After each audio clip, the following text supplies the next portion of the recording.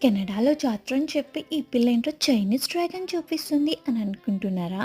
నేను కెనడాలో జాతర ఎందుకు చేస్తున్నానో చెప్పేస్తాను. ముందుగా ఈ చైనీస్ డ్రాగన్స్ ఎలా ఉన్నాయో నాకు మీరు కామెంట్ సెక్షన్‌లో చెప్పేయండి.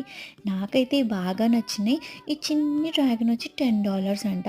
పెద్ద డ్రాగన్ వచ్చి $45 అంట. ఎక్స్‌పెన్సివ్‌గా ఉన్నాయని నేనైతే తీసుకోలేదు. బట్ నెక్స్ట్ టైమ్ మా వాడు అడిగితే ఖచ్చితంగా తీసుకుంటాను.